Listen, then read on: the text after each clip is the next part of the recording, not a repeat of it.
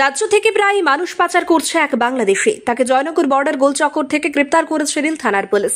ধৃত পাচারকারীর নাম আনিকুল শেখ। তার বাড়ি বাংলাদেশের চাঁপাইনবাবগঞ্জ। আগরতলা রেল থানার ওসি তাপস দাস জানিয়েছেন, মঙ্গলবার আগরতলা রেল স্টেশনে 4 বাংলাদেশি ধরা পড়েছিল।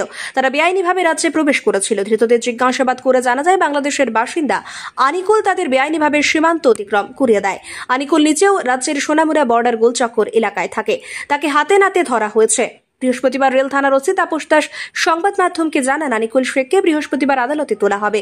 সে বাংলাদেশের নাগরিকদের পাচার করত বিগত বছর ধরে। উল্লেখ্য, আনিকুলের মতো পাচারকারী ছেয়ে গেছে রাজ্যে। ত্রিপুরা এবং বাংলাদেশের বহু পাচারকারী প্রত্যেক দিন রাজ্যে বেআইনিভাবে মানুষ পাচার করছে।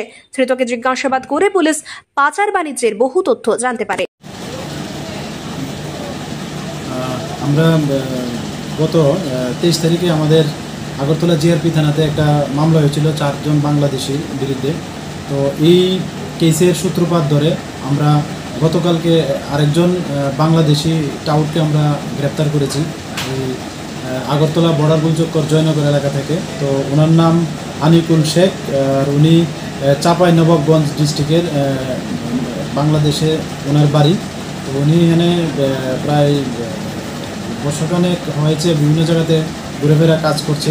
তো উনিও অবৈধভাবে ভারতে প্রবেশ করে এবং ওই গত দিন যে 4 জন ধরা হয়েছিল তাদেরকে বর্ডার ক্রস করতে প্লাস ওই তাদের যে ডেস্টিনেশনে নিয়ে যেতে তাদেরকে সাহায্য করেছে।